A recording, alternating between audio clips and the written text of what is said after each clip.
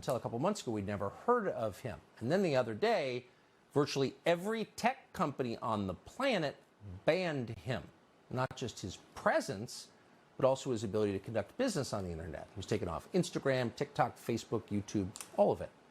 Then they started telling you that not only was he not allowed to talk, but that you weren't allowed to like him because he was an incredibly bad person. And our view on that always is we'll decide for ourselves, since we're adults and Americans, and we'll listen to anyone we want, and we'll come to any conclusion we care to come to about what that person is about. So we sat down at some length and talked to Andrew Tate, and we wanted to show you some of it so you could make up your own mind, which you're still allowed to do as far as we're concerned. Here's part of the interview. I don't really feel like I've exposed anything. Like, I'm truly not a very political person. This is the first time someone's experienced this level of ban. I'm not particularly right-wing. I don't vote. I mean, I obviously have my own personal views, but they didn't ban me for that. They banned me simply because I had large swaths of the population agreeing to very traditional masculine values. Teenage men and young men, 22, 23, 24, were looking up to me and aspiring to be like me. I have a very traditionally masculine life. I have fast cars and a big house and a lot of money and a beautiful girlfriend. And they thought this was very, very threatening. And for some reason, they decided that it's better if they annihilate me from the internet and replace me with somebody who's more aligned with whatever they're trying to purport. Tell us what your message is to young men. Yeah, so I think that being a man is very, very difficult. I think that men's issues are largely overlooked. The people in charge of the world pretend to care, but when somebody who's championing men's issues like myself comes forward and finally manages to garner huge percentiles of the public support, I'm silenced. So they're not really interested in men's issues. And there's a lot of young men growing up today that feel very disaffected. They feel invisible. The agendas that are being forced down their throats are not agendas they align with or they feel affinity to or agendas they want. And I basically just say to men, look, it's a very hard life. You're going to need to get up, work hard, go to the gym. Strong body is a strong mind. You're going to have to reject listening blindly to everything you're told, reject the slave mind, think for yourself, get a strong network of brothers, work aside them. Don't tolerate low-quality people in your life, which means don't tolerate men who just smoke drugs and play video games, or men who are disloyal or dishonest. By extension, don't tolerate women or girlfriends who are disloyal or dishonest, and try and build and create a reality full of high-quality people in which you can resist the programming that the Matrix tries to influence you with, and grow up truly happy. And what happens is when I say these things, they ignore 95% of what I say. They ignore me saying that you need to avoid low-quality men, and they take the bit where I say avoid women who are dishonest, and then they put it on a reel, a very short 3 or 4 second clip, and then they say I'm a misogynistic person and I'm dangerous to women and I need to be banned. The problem is that the majority of young men in the world today are completely invisible, and social media has made them invisible. If you go into an Instagram feed, you have extremely beautiful women, which is fine. They're beautiful, they're allowed to take pictures. But the only men who have followers are men with massive social status, right? Men with Ferraris and money, or rappers, or people who have YouTube channels, interesting people. If you're a normal man with a normal job, you don't really exist in the online world. It's very difficult to get followers. Nobody replies to your DMs. You don't really matter. You don't have access to the sexual marketplace. It's very difficult for you to even get any kind of recognition that you're even alive.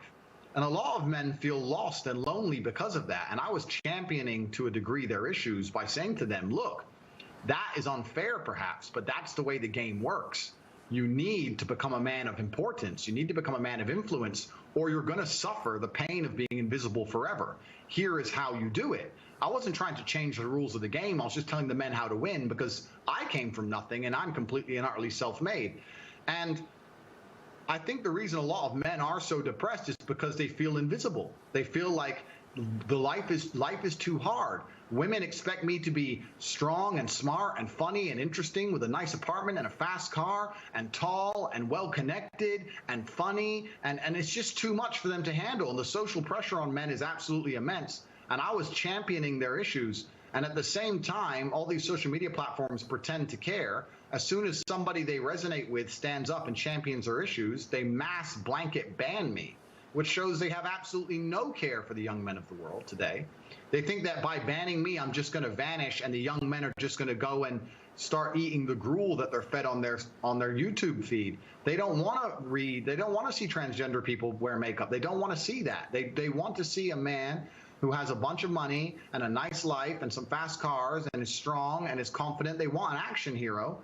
And that's something that large portions of the world still want to be. And YouTube and social media platforms obviously just don't like the idea of that. They want to get rid of me and try and replace me with something they see as far more malleable, trying to create people which are more malleable and more easy to program and more easy to control. So news accounts in the United States say that the U.S. Embassy in Bucharest, Romania, was tipped off to your misdeeds and alerted the local authorities you might be committing human trafficking. Given that this is the same charge they leveled against Julian Assange, or a species of it, skeptical, but I want to know the details. Were you arrested for human trafficking? What happened? Yeah, I was not arrested. So what happened is I suffered from a case of swatting. It's very popular with people who are large on the internet. Many large YouTubers have been swatted. It's where you call the police and you say somebody has a gun or there's a hostage situation and the SWAT team arrives. Somebody made a phone call to the American embassy saying that I was holding women at my house. The police arrived. And let me state this now. I state this openly to the world. I have absolute respect for the police. I would hate to live in a country where if you call the police saying women are being held against their will, that the police don't respond. That would be terrible. Of course they should come and look. Absolutely. They turned up. They investigated. They realized that nobody was in the house against their will. There was no crime committed. They said, okay, you're not a suspect, but you are a witness to this, along with me, my brother, the housekeeper, the gardener. Everybody who was in the premises at the time was labeled a witness. We had to go to the police station for 45 minutes for pieces of paper. We filled them in and we were let go. I was swatted. Nobody was hurt. There's no human trafficking. There's no women who were tied up. There's none of these things. It's all just complete fallacy. You probably made some of these companies mad with your views on COVID. So sum up for us, if you would, what you think the response to COVID globally did to the populations of the West. Yeah, so I certainly made them mad with my views on COVID. I don't want to go to conspiracy theory, and I would also never kill myself. Let me just say that here for the record. But okay. At the time of COVID first being announced, my brother and I decided we sat and had a very logical conversation, and we sat and said, we're two young fighting age males. If COVID can kill us, then the world is over. It's zombie apocalypse time. So there's no point hiding. We may as well go out with a bang. So my brother and I flew to Stockholm, Sweden. Now, I don't know if many people know this, but Sweden never closed down. Stockholm and Sweden never closed down, never made you wear masks, never mandated the vaccine. At the very beginning of COVID, when the rules were strictest, when Florida was still closed, when Miami was still closed, when the Republican states were still closed, Stockholm, Sweden was wide open with full nightclubs and a party scene like you've never seen. And we lived in Sweden for 3 solid months with zero restrictions, zero worry or interest in COVID. It was like the world was completely normal. And from there, when we left, obviously COVID was still going on. And in a neighboring country, you go to Germany, and they were having full panic attacks, genuine panic attacks if you didn't have a mask on. And it was just very obvious to me. I was like, I've spent the last 3 months ignoring this, and I'm fine. And now I'm in Germany, surrounded by panic attacks and endless masks. This doesn't make sense. And I told the truth on social media. I said, this is obviously an overreaction. The decimation of your income, the fact you can't go get a doctor's appointment for a genuine ailment or a genuine risk of cancer, for example, the fact that you can't see your loved ones in their final days, these things are far more destructive than the common cold. I think that what they're doing is unfair. I think it's a massive overreaction. And this is based on my personal experience. And I think at the time there was a lot of pushback, but I would like to think now that 99% of the world see I was totally right. You know, it's kind of funny, Tucker. I'll tell you, when at the height of COVID, I used to say to my brother, how will people struggle with the cognitive dissonance when this is all over? Because COVID is still out there. Nothing's gone away. The thing that we were all hiding from is still right there, out there to get you. But now everyone walks around and they're not scared of it anymore. And I'm like, are people critical enough to analyze themselves and say, for a year of my life, I was deathly afraid of something. Now I'm exposing myself to said thing and I'm not afraid anymore. The media tricked me and I was a fool. But they're not. They don't even seem to self-analyze and go, I got tricked. They're just like, oh, okay, next thing. Hey, Andrew now.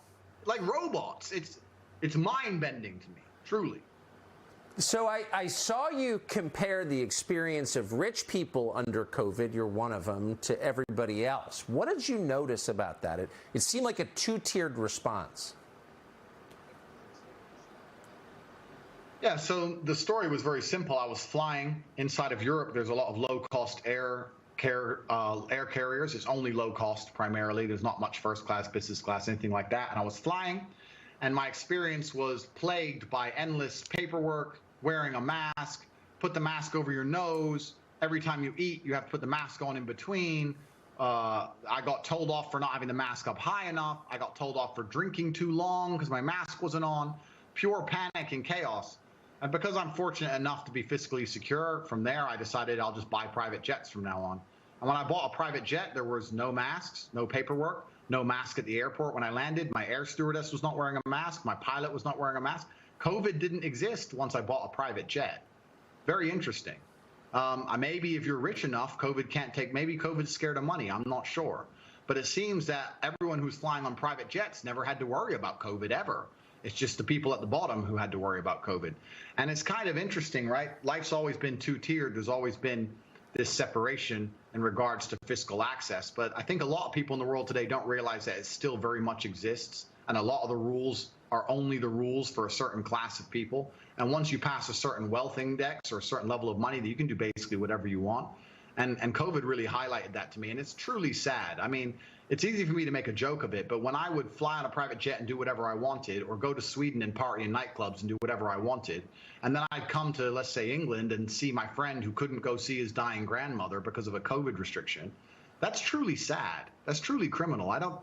It's really crazy what's happened and how the world's just moved on, and the cognitive dissonance that people don't have enough respect for themselves and for the truth to analyze how they were so easily fooled. It's really sad to even think about, but maybe that was the beginning of me being disliked by just pointing out my human experiences during the pandemic. But I want to tell you something that's actually kind of scary about this banning.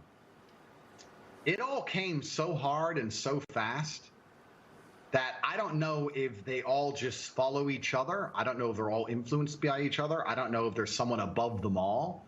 I don't know. But when they go to cancel you, ladies and gentlemen, it comes hard and fast. You lose your Facebook, then your Instagram, then your Gmail, then your Discord, then your website hosting, then your domain name, then your payment processor, then your bank.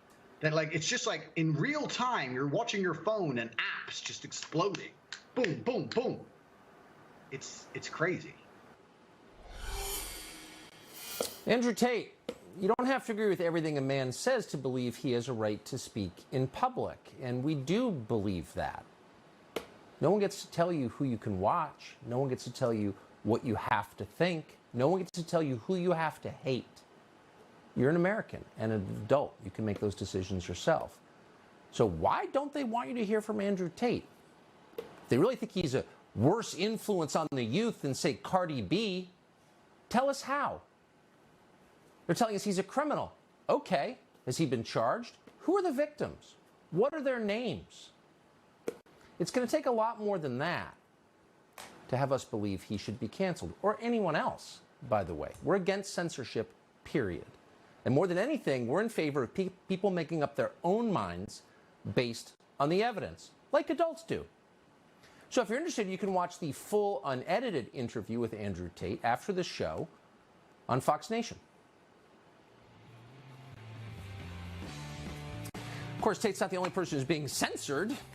Virtually everyone's being censored. The Pentagon now punishing service members for liking the wrong tweets.